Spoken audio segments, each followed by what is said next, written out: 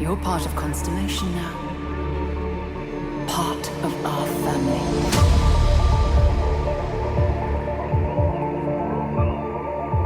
I'll follow you from here on out, Captain.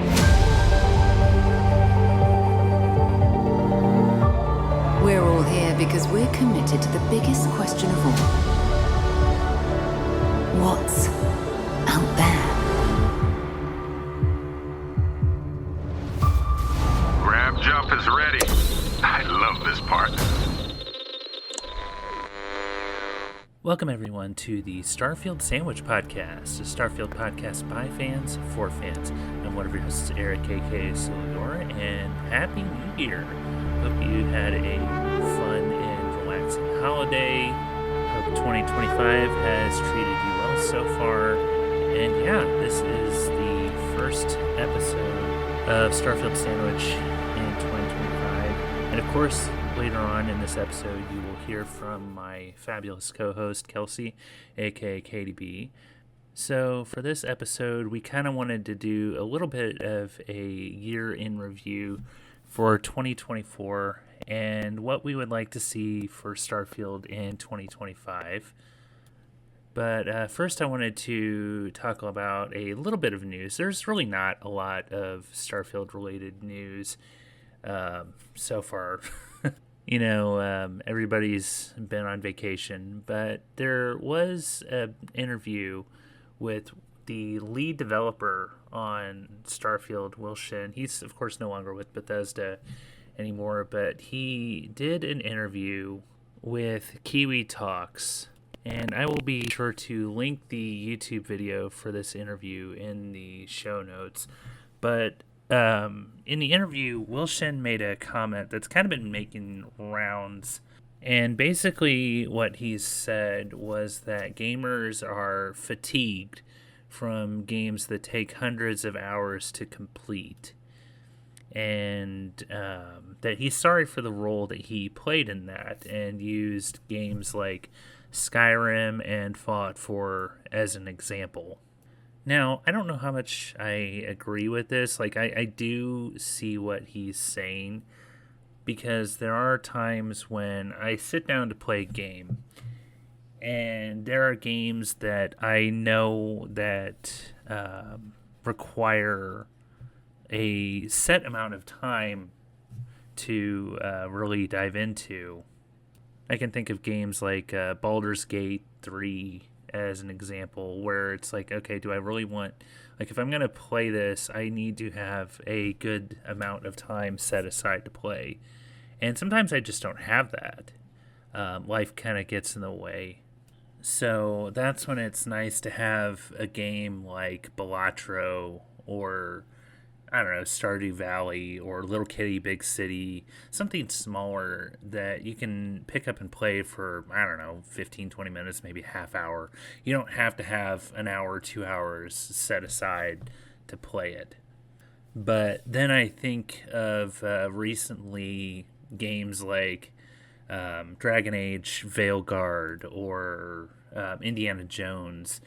And those are games that, do require a decent amount of time to play. And I find myself, when I'm not playing these games, thinking about them and wishing that I were. So I guess what I'm trying to say is, it kind of, you got to find that balance between, large, massive, epic games and smaller games. Finding that balance really is the key to avoiding burnout, really. And, I do have a very bad habit of playing a game obsessively and then getting burnout and not ultimately finishing that game. And I will say that with Dragon Age the Veilguard, I did play that game to its completion and actually went back and did the third act, the ending, a second time, and found myself wanting to play more. So I made a new character. So in that game, I put well over 100 hours into it, and I'm still playing. So I don't really know how much fatigue for these massive like games that take 100+ hours to complete the main story exists. I'm sure it does with some people. I'm not discounting that. But again, I don't think that there is this like big fatigue community wise, like gaming community wide. Now, if you do have thoughts on this, please let me know what you think. I'll let you know how to get a hold of me or Kelsey. I'm sure he'd be interested in hearing that as well. So anyway, I just thought that was interesting, and yeah, I'd love to hear your thoughts on it. So as far as what I've been playing in Starfield, I've been streaming it a bit lately here and there. I have done some of the recently added story mods. Like I did the mod for the chef storyline. It is one that follows this mechanic in Aquila City who has the dream of becoming a chef. So you have to help him realize that dream or not. It was fun, short, but yeah, it was good. I also recently did the Doom mod. Both of these were done by Bethesda, by the way. So, and they were free, which was kind of surprising. But yeah, the Doom mod was a lot of fun. Basically, you find this broadcast of this ship, and it ultimately takes you to Mars, because of course that's where Doom takes place, mainly is on Mars and Hell, but Mars as far as our reality goes. But yeah, and then you are fighting some of these Doom inspired creatures. Also, there is a side quest to collect 6 different plushies. Now, I did both of these on stream with my streaming character. And yeah, I wasn't able to find all of the plushies myself, but I did have help. So thank you to the person who led me to the 2 or 3 that I was missing. But yeah, you get the Doom suit and like the Doom Slayer outfit and a couple of weapons. You get the sword, I can't remember what it's called, and the super shotgun. And those are a lot of fun. One thing I will say about this one, though, is that the helmet does not have a flashlight on it. And that is kind of annoying. The flashlight is pretty essential in a lot of cases. Like I was playing a bit last night as I'm recording this. Today is Friday, January 10th. I was playing a bit last night and found myself wandering this planet in the dark. And there was a part, I did this little side quest that takes you into a cave. I had to switch my helmet out because, again, the Doomslayer helmet does not have a flashlight on it.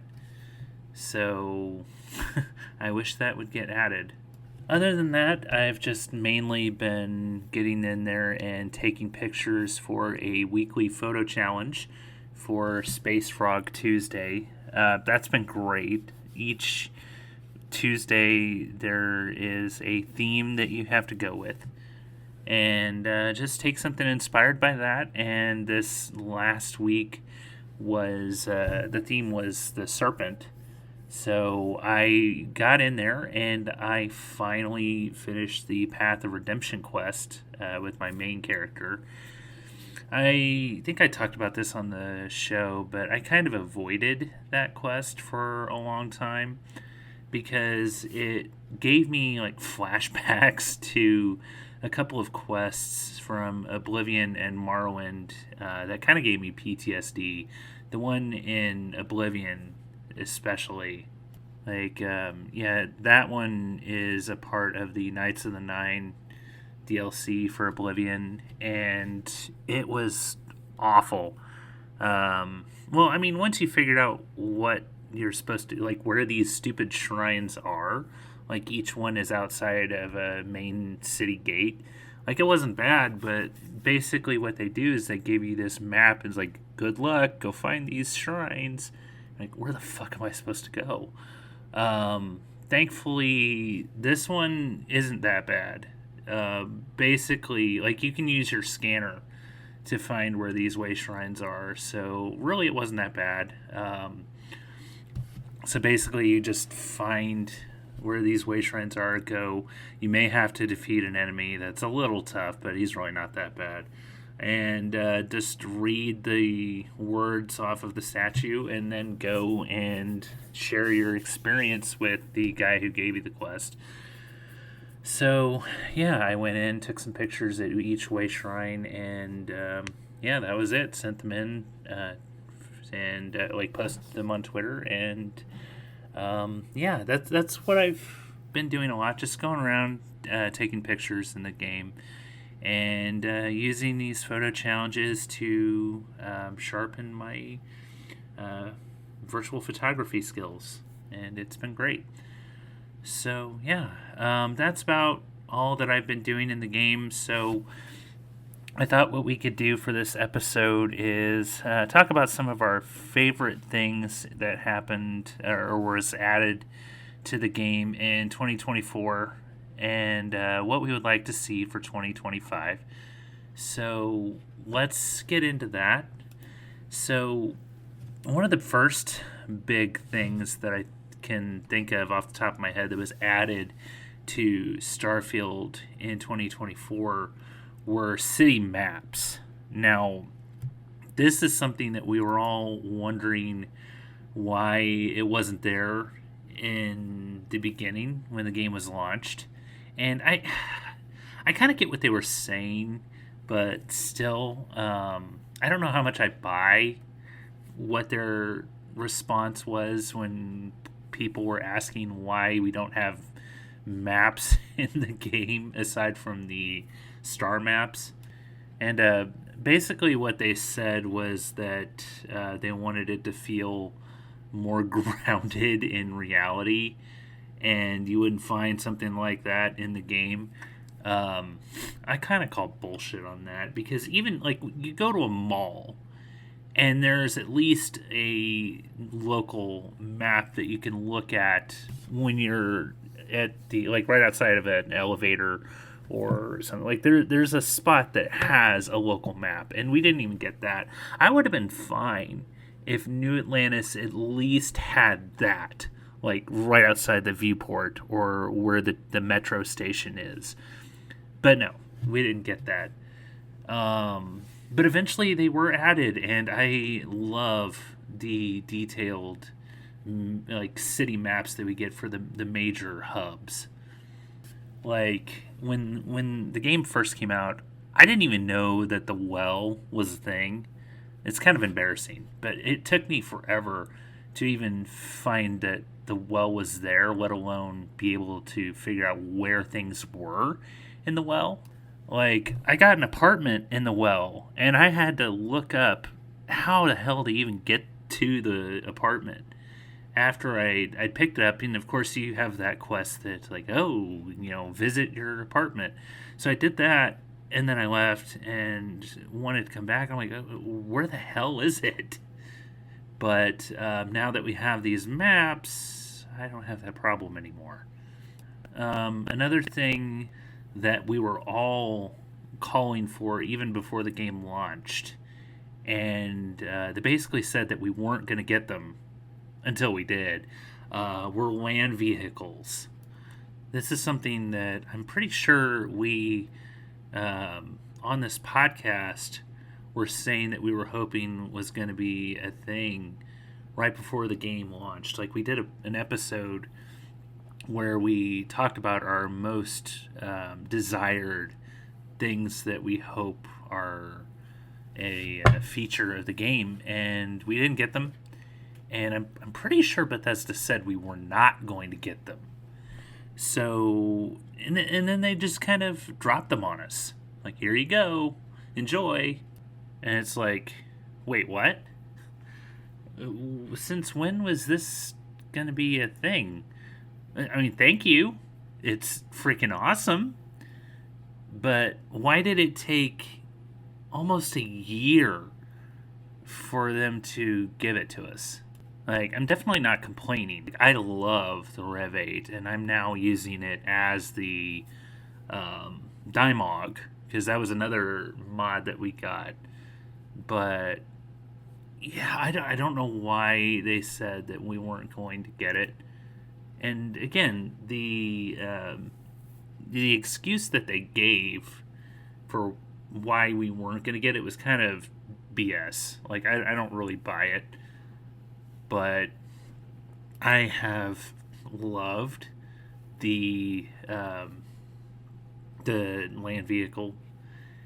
It reminds me a lot of the Nomad. I mean, it's a lot better than the Mako that we got in Mass Effect 1. It kind of reminds me of the Nomad that we got in Mass Effect Andromeda. Although I do like it better. But god damn, like, it is so hard not to slam into. I mean, maybe this. My driving skills are a lot better than this. But even when I was driving it around last night on Tau Ceti 8B, it was really hard not to hit every single rock. And it's fun hearing your companions' responses and dialogue when you're driving around, whether positive or negative. Let's just say that for the most part, Sarah has enjoyed my driving a lot more recently compared to when we first got the land vehicles. But she literally, like, I hit a rock, and she literally said the words, "I disliked that," which I'd never actually heard come out of her mouth before.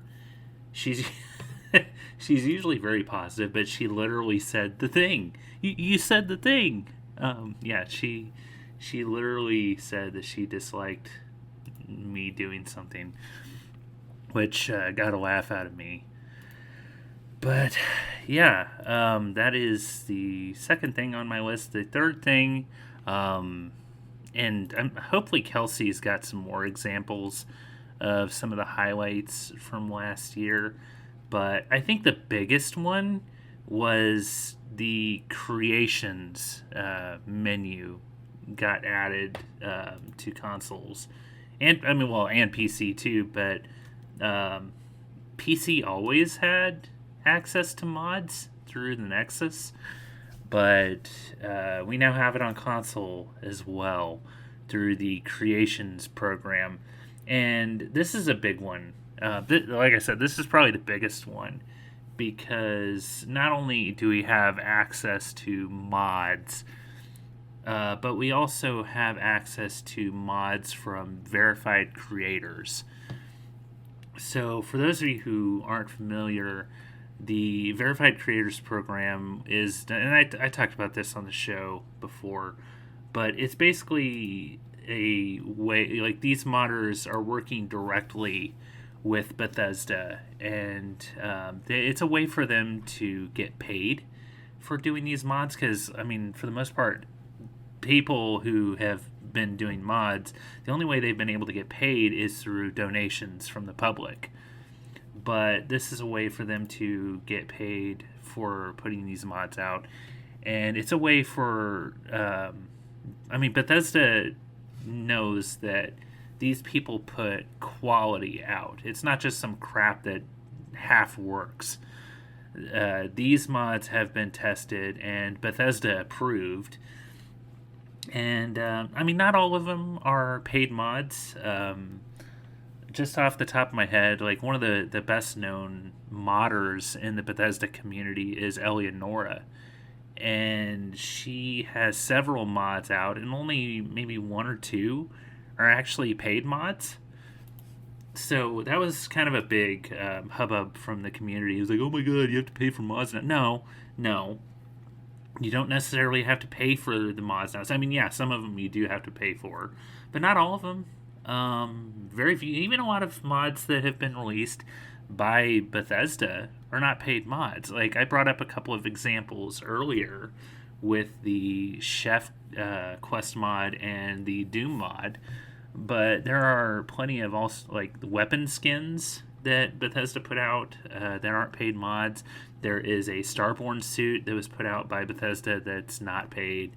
A lot of mods out there are not paid, but and they're great. I actually wouldn't mind paying some for, like, I am honestly really surprised that the Doom mod is not a paid mod. I would gladly pay a few bucks for that. I want to say, I mean, there's a few that I did actually shell some money out for, like the escape room mod. I paid for that one, and that was great. So yeah, just the fact that we now have access to mods as console players is huge, and more are added every single day. So I find myself checking the creations menu every few days just to see what's been added. So those are my top 3 things that were highlights for me in 2024. Like I said, hopefully Kelsey has some different answers, because I would love to hear what stood out the most for him this past year. So now I'm going to take a look ahead to what I would love to see for 2025. I think the biggest thing for me is some more bug fixes, and not just things patched out that were nice. Like there was a way to sell commandeered ships and not pay the registration fees, because god damn, that's expensive. You steal a ship, commandeer a ship that's worth like 50 or 60,000, and you get maybe 2 or 3,000 after the registration fees. That's ridiculous. Like, I need to be able to fund my shipbuilding addiction. Come on now. So yeah, just some bug fixes, like the Mantis suit. To this day, I put the Mantis suit on, and my legs are missing. It's kind of just it throws me off when I haven't played for a few days, and then I am outside of a city and I look, because playing on stream so much, I've gotten used to not playing in first. Most of the time I play in first person, but since I've been streaming so much, I've gotten used to playing in third person, because I feel like people want to see my character. And up until recently, when I did the Doom mod, I was running around in the Mantis suit, because that gave me the most the best buffs and other effects, like the chance to do fire damage or reflect damage to enemies. That's been nice. But yeah, I'm mostly running around in the Doom mod, the Doomslayer outfit. So I don't know if this bug extends to other spacesuits, but the Doomslayer suit is not affected by this. So, as far as I know, it's only the Mantis suit that this affects. And yeah, there's some other bugs out there. Like, I mean, yes, the game was the smoothest, like, most polished game at release that Bethesda ever put out, as far as I know. But it still has its issues. Like, the whole reason why I sped through my second universe is because part of the port area of New Atlantis was missing. As far as I know, they fixed that. Now, I will say that I kind of miss my pet rock that was following my ship, but yeah, there's still some random bugs out there, and I know that they're still working on patching these out all the time. So other than that, I would like some more awesome story creations and player homes, and other mods supported by Bethesda, just continuing to put content out in the creation menu. I know people do like other types of mods, but the ones I gravitate to are quest mods, story mods, player homes, just... I'm not about mods that break the game too much. Although I will say that I did add a mod that gave the merchants, like the vendors, a lot more credits to play with, because it was annoying, like selling a bunch of shit and then having to wait 48 hours for the vendor to replenish its stock and credits. That sucked. So also I added a mod that makes the crazy, like wacky universes a lot more likely to happen, because I'm now on New Game Plus 2. I guess I think technically it's New Game Plus 2. I'm in my third universe, and I have not experienced one of those. And from my understanding, the vanilla chance of that to happen is very unlikely. So, yeah, I would love to experience one of these. But, yeah, that's kind of another thing that I'd love to see is just more great content in the Creation Club. And finally, I could go on and on about other things that I'd love to see, but I want another DLC. I did enjoy Shattered Space. It was great getting in there and learning a lot more about the Varun people, like House Varun. Just even learning that there were 3 different houses in House Varun. That was really cool, and I love Varun Kai and the other planet and moons in that system. It was more to explore and enjoy. But I had a couple of ideas. I think I've talked about them a little bit on this show. But I have some other ideas, and one that I thought Shattered Space could be before we learned that it was actually about House Varun. I'd like to learn more about what really happened in the Colony War and the Narian War. Like, we've gotten the UC side of it, the United Colonies version of that story, but a lot of that's propaganda. So I don't know if they can do it like as a flashback or whatever, but I would love to actually, kind of like what they did with Operation Anchorage, although that was a lot of propaganda as well.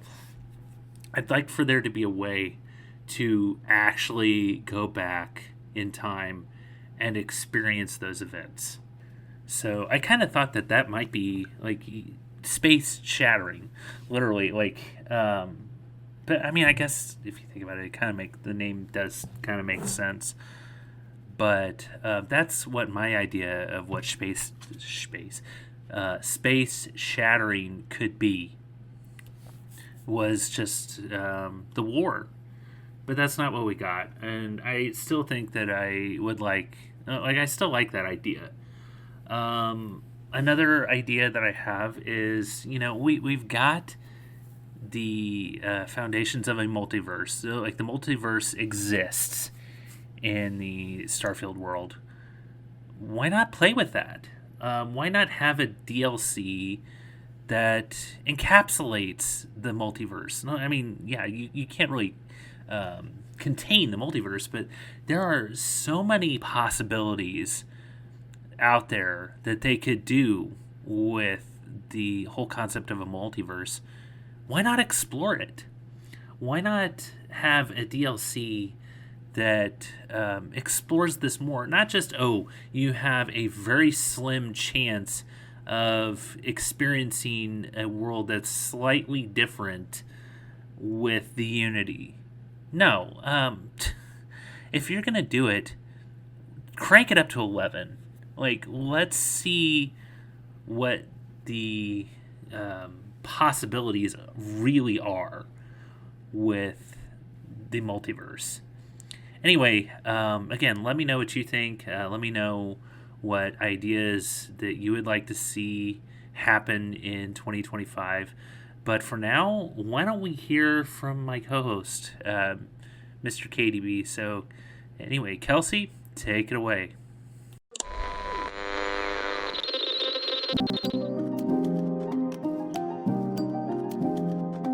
What's up, Spacelanders, space travelers?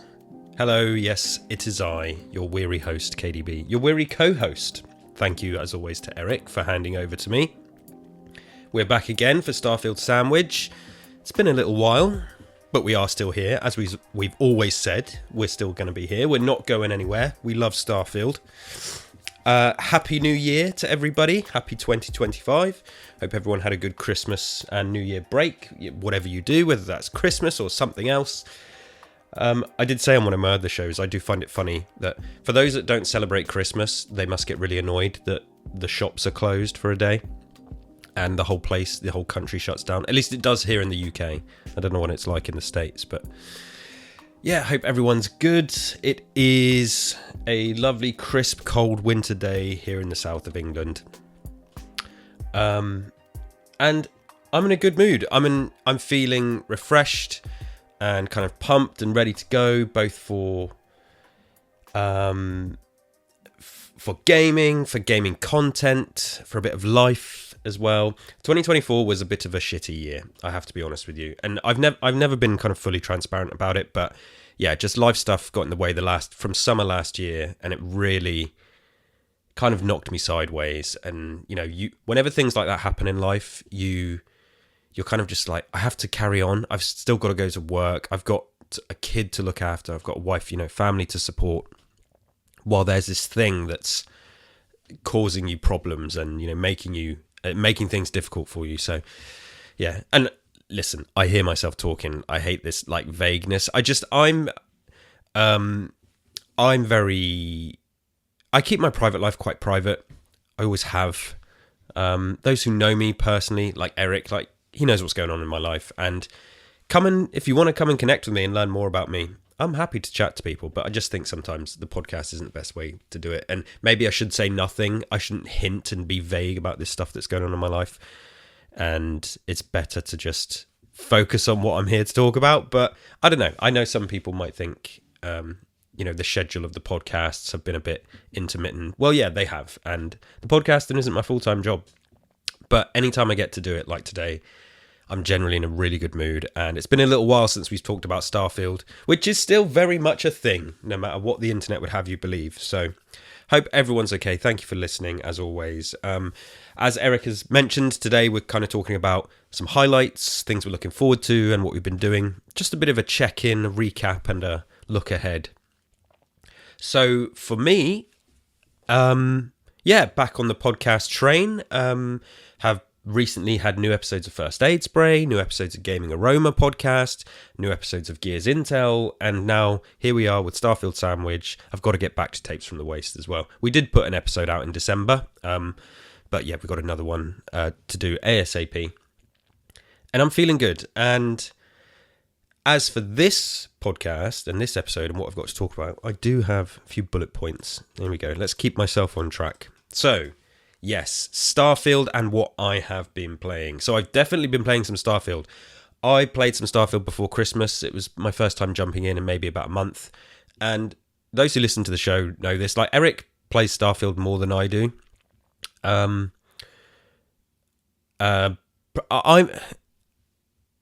tried last year to play as many different games as possible. So that took me away from, Starfield and Fallout quite a bit. This year I'm not doing that. I'm just going to go back to playing what I want to play and spend time on what I really want to play. Because I played a lot of things that I didn't really want to play last year. But I did play Starfield. I got back to Starfield.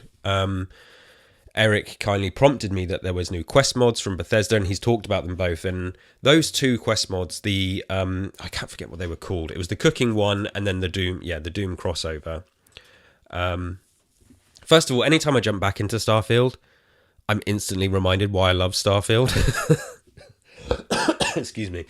Excuse me. I'm still getting over that winter cold, Christmas cold. Anytime I fire it up, it's just like the music hits. I start talking to characters. I start doing things. I'm like, this game is so good. So I jumped into those mods. Two very different quest mods. The cooking one I'll start with. That... There was something... Now, I actually really kind of hate this word that I'm about to use, but I'm going to use it. There was something so wholesome about it. Now, that word, I think, is one of these things that gets used a lot and just starts to lose all meaning. For me, this was the epitome of wholesome. Like, helping this guy realize his dream, and like, this is the magic of good writing. People say Starfield has bad writing. I don't know what they're talking about. The way this quest frames somebody later in life thinking that, you know, it's too late to change, too late to do what they really want to do and fulfill their dreams, and kind of paints that as just this guy who wants to become a chef. And whether he's good at it or not is kind of irrelevant. It's the fact that you kind of choose to encourage him to follow his dreams, and then you help him along the way, or choose not to help him. I won't completely spoil the quest line for everybody, but I highly recommend you go and play it if you've got Starfield. This is, as Eric said, it's a free quest mod. Unbelievably, it's a free quest mod by Bethesda. The quality is there. Great character pieces. It's all contained pretty much to Aquila. And you've got to do these different quests on Aquila to fulfill the whole of this side quest.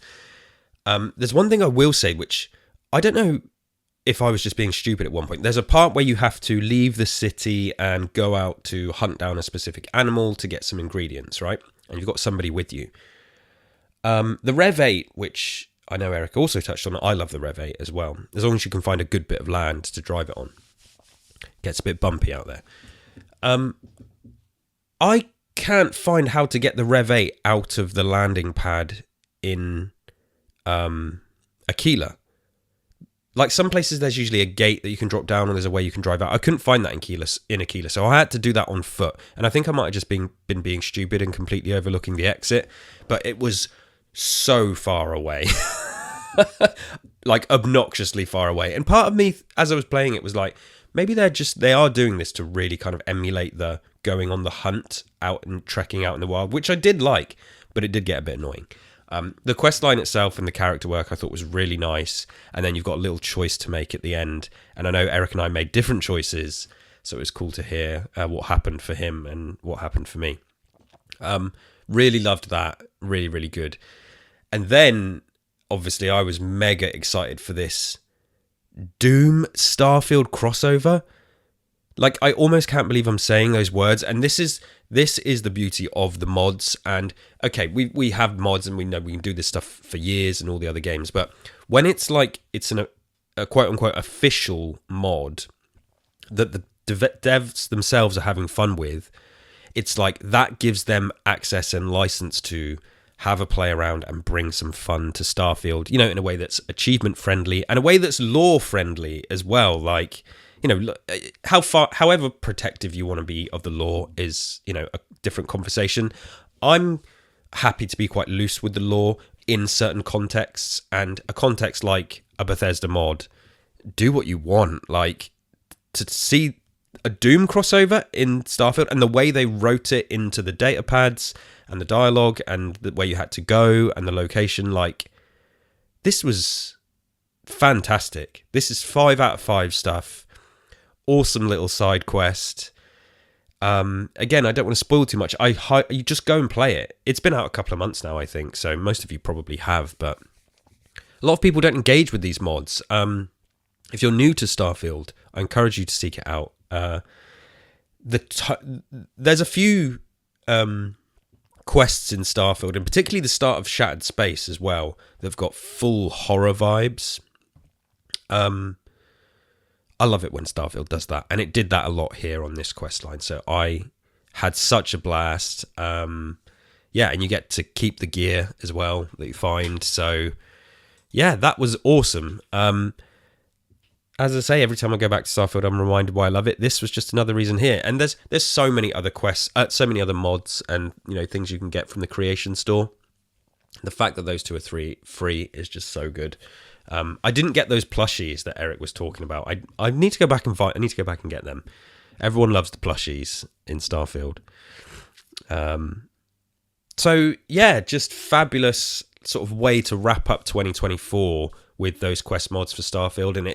And I'm like, I've got this huge backlog of games, and I thought, right, I've got to get to other stuff now. I had to finish Indiana Jones before Christmas, which I did, and I also absolutely loved. Got a bit long towards the end, I think, and it could have done with some trimming here and there, but that's just me trying to be super hypercritical. You put I put my general gaming fan head on, and it's like, yeah, amazing game, easily up there to be in one of the games of the year. Very video gamey game, cinematic, but with video game quirkiness, and so much fun just smacking people over the head with guitars and stuff like that, just using the whip. It's, yeah, awesome.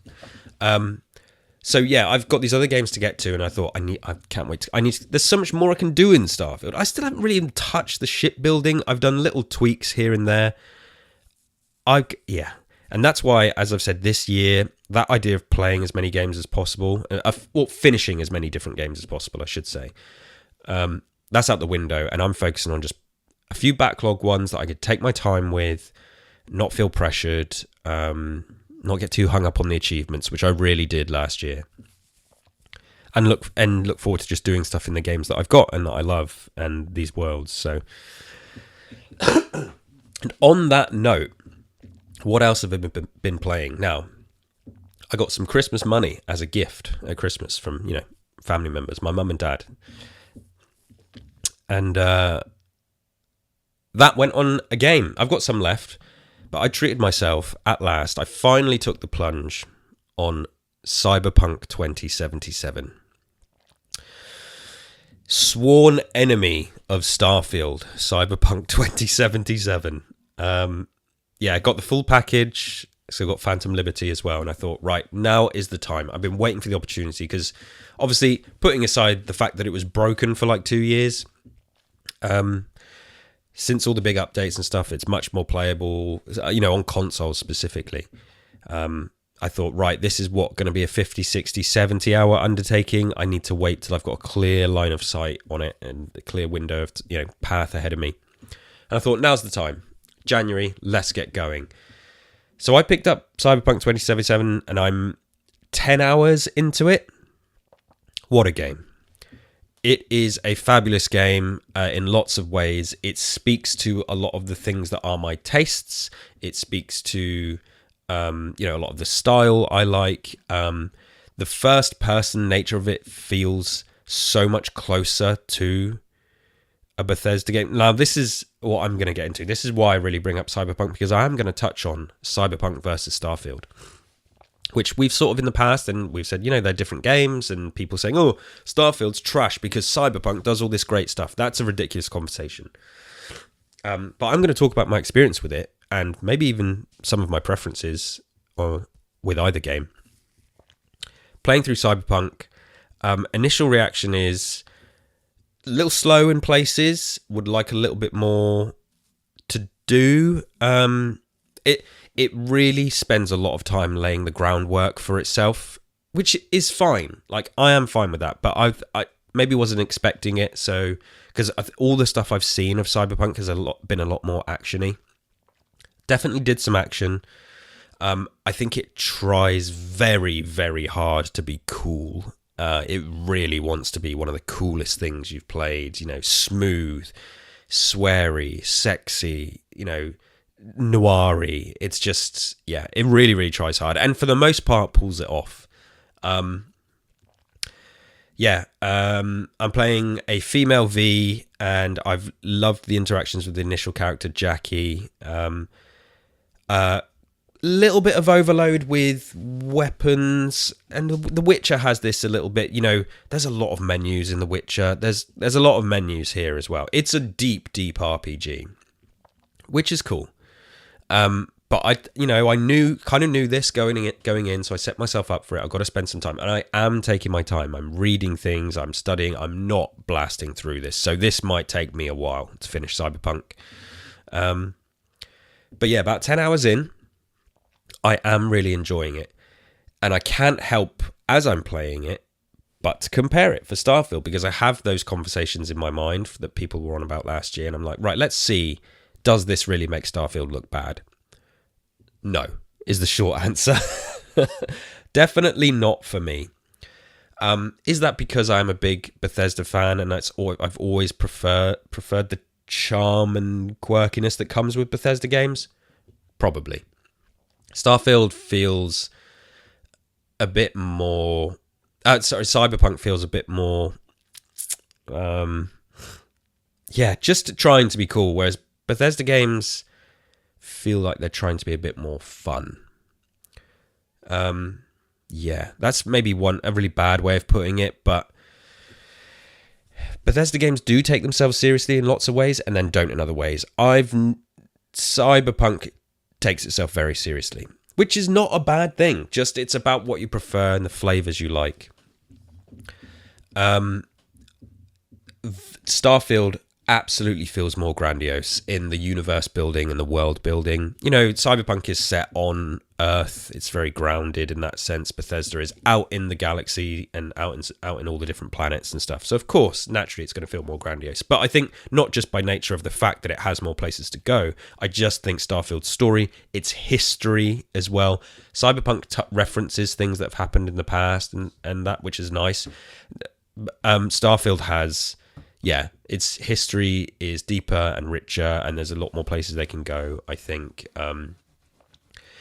And Cyberpunk is doing that. They've got the animated show they had on Netflix. I think I've said before in this show, I think Starfield could have an animated show, and I think that should be something they're working on. That would be awesome to see. So I can see the similarities. For me, Starfield is more fun. Cyberpunk is more serious. And then you want to look at things like how they look and how they play. I mean, they both look great. They've got slightly different styles. I am still experiencing bugs in Cyberpunk. I mean, I know the game is fixed better than what it, is in a better state than what it was at launch and all that. But there's still issues, characters popping around, things missing, menu buttons not working. And I don't get any of that in Starfield. I've had like 1 or 2 bugs in Starfield the entire time I've played it. I'm getting bugs in Cyberpunk most sessions at the moment. So there is that. But it's a big game. So yeah, that kind of covers my thoughts on it. And I'm sure by the time we come around to another episode of Starfield Sandwich, hopefully I've finished Cyberpunk. Maybe not. I mean, we usually do these every sort of month or so. I want to get through it. I am going to take my time. But what do you think about Cyberpunk? Let us know. Come and engage with us on Twitter or Blue Sky, which I believe we're on now. I'm also currently active on Threads. I'll talk about this more before I sign off. But yeah. Starfield in 2024. What were some of my highlights? Eric got quite in depth, so I'm not going to repeat everything he said. I am just going to quickly say, yep, the city maps. Just go back and listen to our initial shows. I opened those maps and I was like, what the hell is this? Or those non-maps that we had. They were unfinished. And sorry, Bethesda devs, telling me that they were finished and that's what you wanted to put out as maps. I'm not buying it.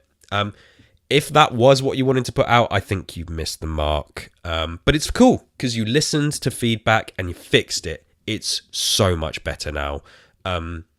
The city maps, but also just using the scanner to fast travel. You pop open the scanner and there's the bar or whatever, and you can just zip across the town. That, life-changing. Thank you very much. Amazing. One of the best things to come in 2024, honestly. Not to downplay the other great stuff we got. Yes, like Eric said, the Rev 8, other little updates, quality of life changes. Shattered Space, please go and listen to our big Shattered Space deep dive if you haven't heard it yet. We had a lot to say on that. I am still a big fan of Shattered Space. I can see the criticisms about consequences and choices and lack of all this stuff, but as an experience, I loved the history that I added. I loved the characters that I added. I liked the vibe, particularly the initial stages of it, and I thought the ending of it was really cool too. So I'm a Shattered Space apologist, proudly.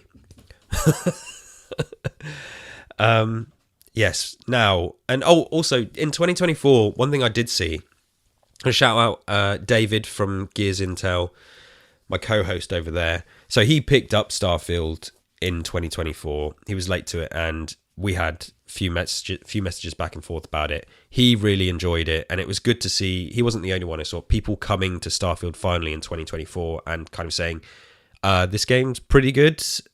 Like, what was all the fuss about? And David gave it a shout out on my Gaming Aroma Games of the Year episode. Another plug there.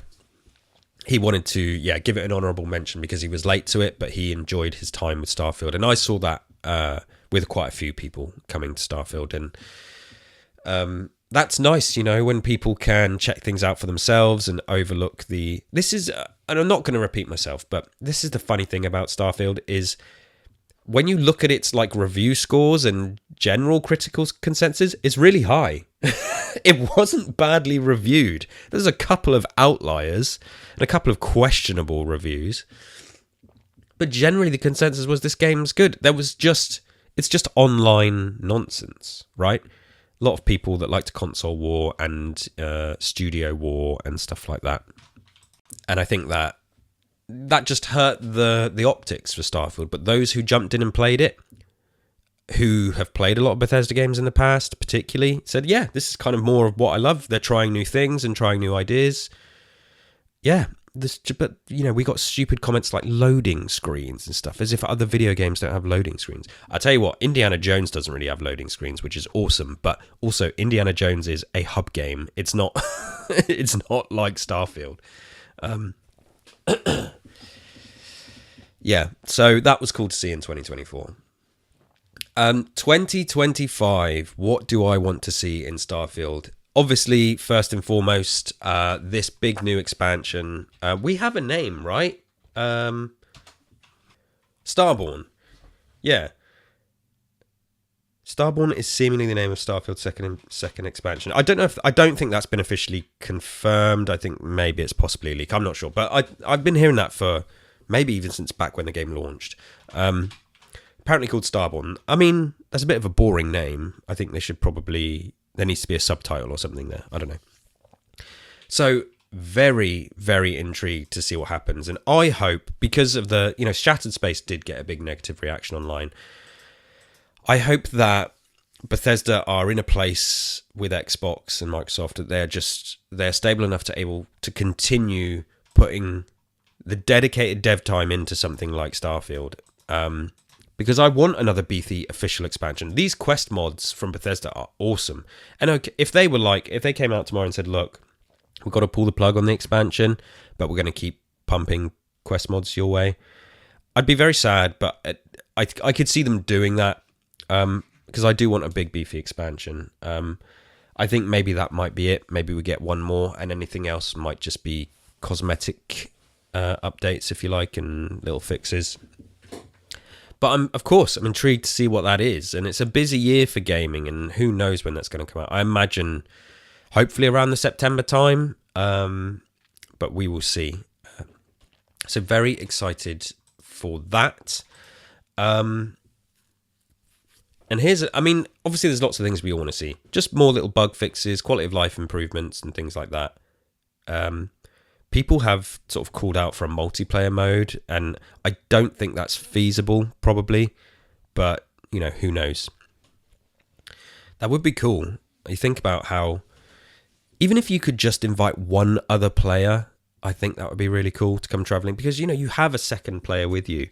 Could they not assume that role? You know, you can take a companion. But here's I guess, my hot take. In 2025, I feel like I'd like to see Starfield come to PlayStation. Last night, lots of rumours and stuff, and I generally don't entertain leaks and rumours, but this is something that's been going around for a while, and it just seems to be hotting up again.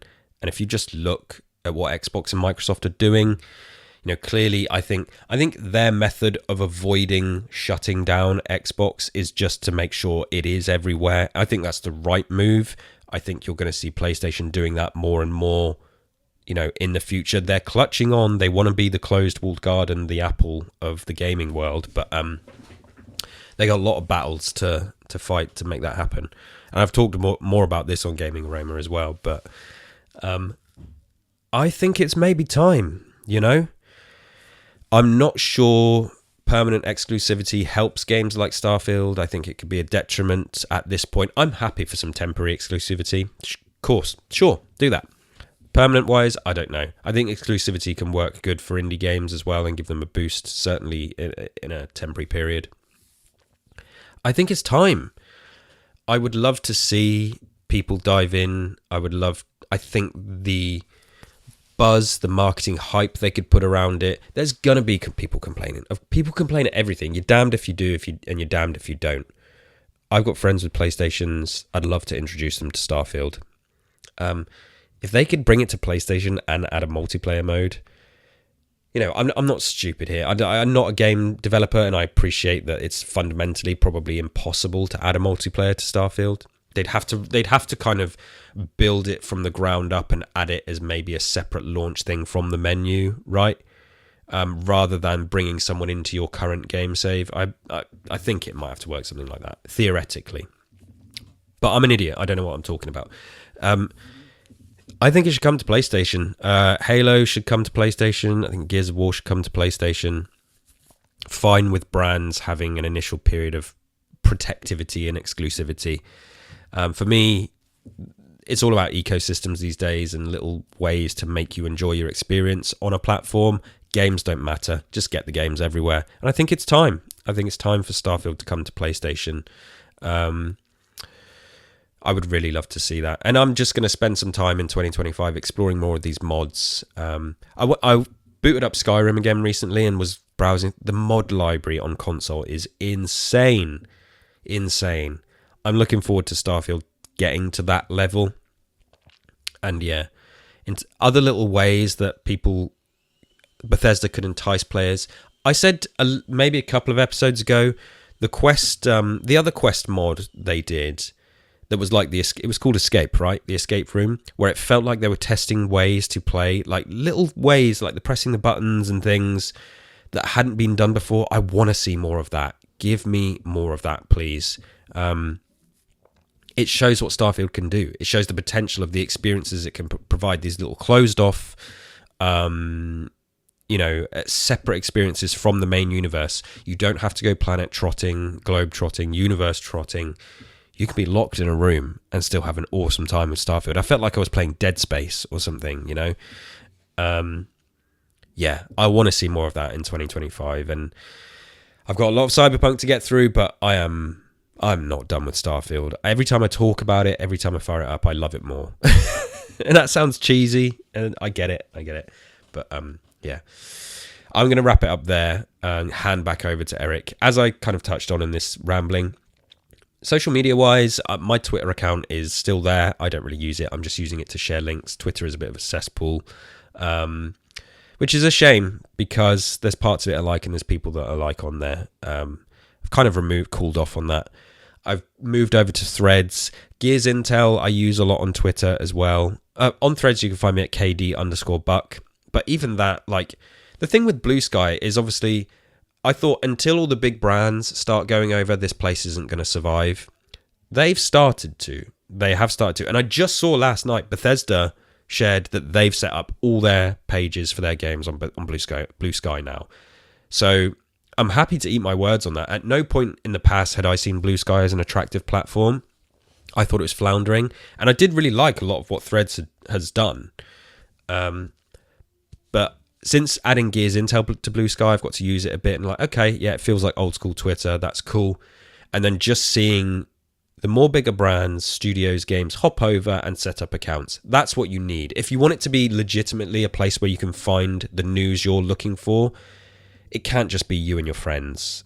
I want to see those big accounts on there. They're starting to come over. So I may very well set up a personal Blue Sky as well. Because I'm kind of out in the cold on my own at the moment, which I don't mind. Like, I don't need more social media in my life, but I'd love to interact and chat with you. Come and talk to me about Starfield on Threads. We do have the Starfield sandwich accounts. I'm sure Eric will share everything at the end. I'm not hard to find online. Yes, thank you as always for listening. I look forward to talking more Starfield soon. We will be back again before you know it. Till next time, stay safe out there, travellers.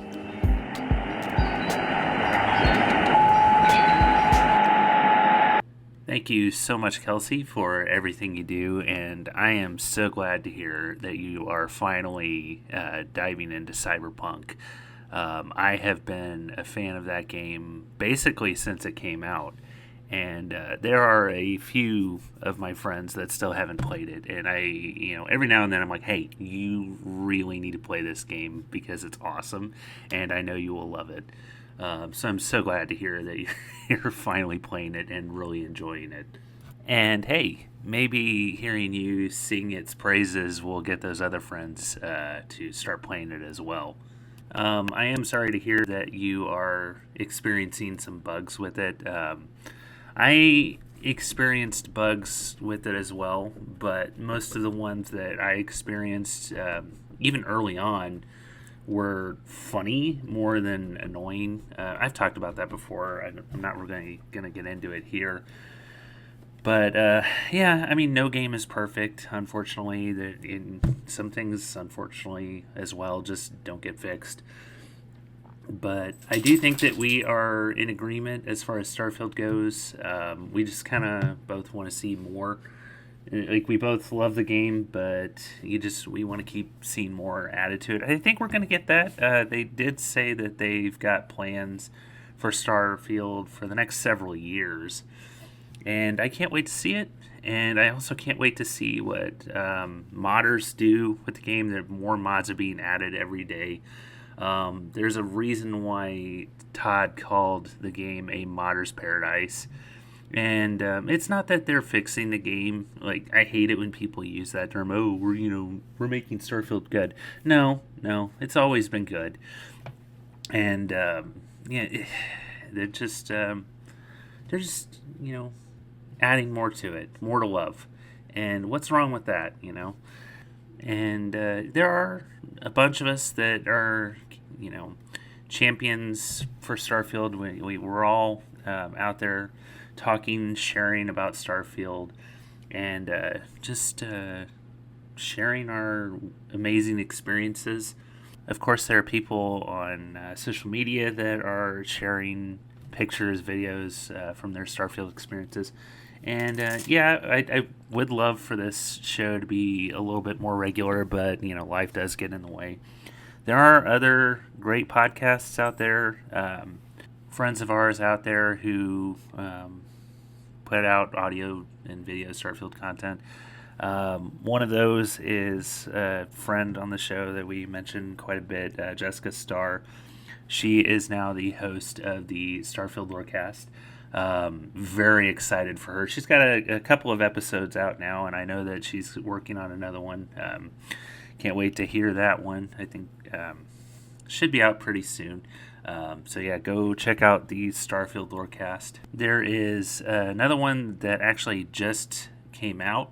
It is done by a couple of other people in the ASA podcasting community, Kitty Smyson, Ken Pohl, and Jax Wiley, who is mostly on the Facebook page. And it is called the Starfield Report. They only have, I think, one official episode out now, just premiered. So definitely go check them out if you are looking for more Starfield podcast content. But if you are looking for more from us specifically, you can find me on Twitter and Instagram and Blue Sky at IanGold08. Check out other shows that I do. There's Tamarelic Adventures for your Elder Scrolls lore. It's been forever since I've done an episode of that, unfortunately.